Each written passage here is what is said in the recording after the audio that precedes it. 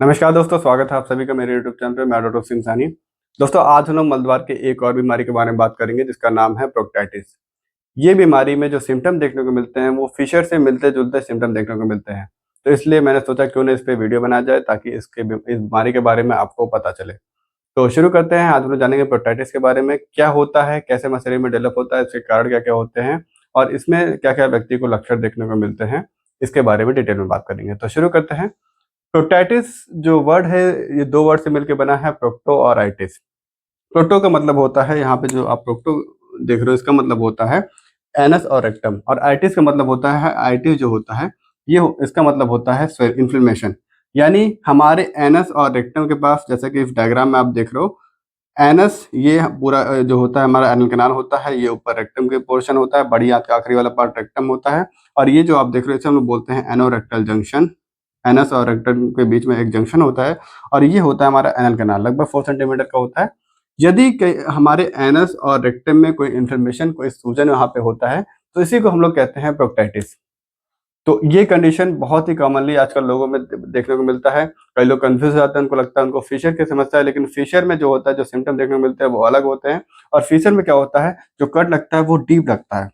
Fisher में let us suppose, ये Fisher जो कट लगता है वो डीप लगता है और लंबा लगता है। वही प्रोक्टाइटिस के कट की बात बात करें, प्रोक्टाइटिस में जो कट लगते हैं गुदाद्वार में, वो कई सारे लगते हैं, छोटे-छोटे लगते हैं, कई सारे लगते हैं और ज़्यादा डीप नहीं लगते हैं। रेक्टम में भी कट हो सकते हैं, यहाँ पे भी कट हो सकते हैं। तो प्रोक्टाइटिस में सामान्यतः जो कट देखने को मिलते हैं वो कई सारे देखने को मिलते हैं और छोटे-छोटे होते हैं, और इसमें जो कट लगते हैं प्रोक्टाइटिस में वो डीप नहीं होते। तो एक डायग्राम में और आपको मैं क्लियर करना चाहूँगा इसके बारे में। मान लीजिए कोई व्यक्ति लेटा हुआ है, लिथोटॉमी पोज़ीशन में हम लोग देखेंगे। मान लीजिए कोई व्यक्ति लेटा हुआ है, ये इस पोजीशन को हम लोग लिथोटॉमी पोजीशन कहते हैं। ये होता है एनस, मान लीजिए ये एनस है, और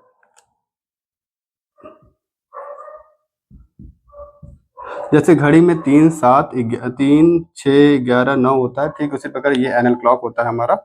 और फिशर में जो कट लगता है, मोस्टली देखा जाता है फिशर में जो कट होता है वो पुरुषों में की अगर बात करें तो यहाँ पे कट देखने को मिलता है पोस्टीरियर एस्पेक्ट में 6 o'clock पे, और या फिर फीमेल्स की बात करें, महिलाओं में जो फिशर कट लगता है वो 12 o'clock पे लगता है।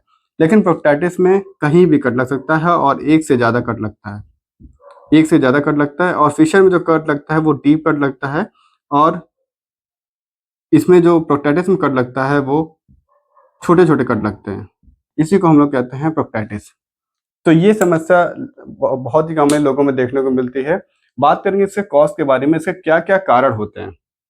तो इसमें हम लोग जो अपने क्लिनिकल प्रैक्टिस में देखते हैं, सबसे जो मेन कारण इसमें देखा जाता है बहुत सारे लोगों में, जिन्हें आईबीडी यानी इन्फ्लेमेटरी बाउल डिजीज़ की समस्या हो। उसमें भी हम लोग बात करें तो 2 बीमारियाँ, जैसे अल्सरेटिव कोलाइटिस, अल्सरेटिव कोलाइटिस और क्रॉन्स।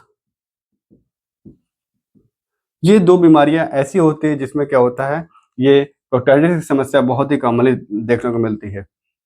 होता क्या है, अल्सरेटिव कोलाइटिस और क्रॉन्स में क्या होता है, हमारे जीआई ट्रैक्ट का एक बीमारी ऐसी होती है जिसमें जो जीआई ट्रैक्ट की बात करें, लेयर, कई सारे लेयर का इन्वॉल्वमेंट होता है। जैसे अल्सरेटिव कोलाइटिस की बात करें तो इसमें म्यूकोसा और सब म्यूकोसा लेयर का इन्वॉल्वमेंट होता है, और क्रॉन्स में पूरा जो होल जीआईटी ट्रैक्ट होता है उसपे इन्फ्लेमेशन देखने को मिलता है। तो ये कुछ बीमारियाँ होती हैं जिनमें बहुत ही कॉमनली ये प्रोक्टाइटिस देखने को मिलता है। बात करेंगे दूसरी बीमारी के बारे में, एफटीडी। एफटीडी कहने का मतलब है sexually transmitted disease. Sexually transmitted disease जैसे गनरिया हुआ, सिफिलिस हुआ, हर्पिस सिम्प्लेक्स वायरस हुआ, कुछ और ह्यूमन पैपिलोमा वायरस हुआ। ये सारे कुछ वायरस होते हैं जिसकी वजह से सेक्सुअली ट्रांसमिटेड डिजीज की वजह से भी व्यक्ति में प्रोक्टाइटिस की समस्या देखने को मिलती है। बात करें तीसरे कॉज के बारे में, वो है जीआई इन्फेक्शन, यानी गैस्ट्रोइंटेस्टाइनल इन्फेक्शन। हमारे पेट में या फिर हमारे इंटेस्टाइन में कोई इन्फेक्शन होता है तो उसके वजह से भी ये समस्या हो सकती है लोगों में। तो और जो चौथा कारण होता है, कई सारे अदर कारण होते हैं, जैसे कुछ ड्रग्स हुए, कुछ ऐसी दवाइयाँ आपने खा लिया जिसकी वजह से आपके रेक्टम और एनल कैनाल में इरिटेशन हो गई, कुछ ऐसी दवाइयाँ लेने से। कुछ ऐसे फूड आइटम्स होते हैं, कुछ ऐसा फूड आइटम्स होता है, स्पेशली डेयरी प्रोडक्ट की बात करें, कुछ लोगों में क्या होता है, डेयरी प्रोडक्ट वो डाइजेस्ट नहीं हो पाते, स्पेशली छोटे जो बच्चे होते हैं, उनमें ये समस्या ज़्यादा देखने को मिलती है। और माल न्यूट्रिशन, माल न्यूट्रिशन एक्सेट्रा। किसी को न्यूट्रिशन की कमी होती है जिसकी वजह से भी ये समस्या देखने को मिलती है, प्रोस्टेटिक समस्या। तो ये और भी कई सारे कारण हो सकते हैं, लेकिन मेन जो कॉज होते हैं आईबीडी, एफटीडी, जीआई इन्फेक्शन और अदर में ये सारे कॉज होते हैं। और भी कई सारे कॉज हो सकते हैं इसके। रेडिएशन थेरेपी भी एक कॉज होता है इसका। बात करेंगे इसे सिम्टम के बारे में, जो लक्षण व्यक्ति में देखने को मिलते हैं इसके बारे में बात करेंगे। इसमें जो सिम्टम देखने को मिलता है वो है पेन। जो दर्द होता है वो बर्निंग पेन होता है, क्योंकि गुदाद्वार पे कट लगा रहता है। कट लगने के कारण वहाँ पे जब व्यक्ति मल त्याग करता है, जोर लगाता है, तो मल त्याग करने के बाद भी फिशर में जैसे होता है कि मल त्याग करने के बाद 2 से 3 घंटे, कुछ लोगों में उससे ज़्यादा, उससे कम दर्द होता है। ठीक उसी प्रकार इसमें भी जो सिम्टम, पहला जो सिम्टम होता है वो होता है बर्निंग पेन, जलन के साथ दर्द देखने को मिलता है लोगों में। दूसरा जो सिम्टम होता है वो ब्लड और म्यूकस इन स्टूल। स्पेशली बात करें अगर अल्सरेटिव कोलाइटिस या क्रॉन्स की समस्या है तो मल के साथ, स्टूल के साथ म्यूकस, कोलाइटिस में बहुत ही कॉमनली देखने को मिलता है म्यूकस।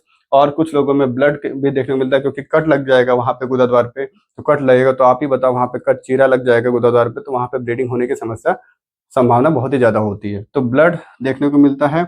और तीसरा जो सिम्टम देखने को मिलता है पेनफुल बाउल मूवमेंट। जब व्यक्ति मल त्याग करता है तो काफ़ी उसको दर्द होता है, काफ़ी उसको समस्या होती है, तकलीफ होती है।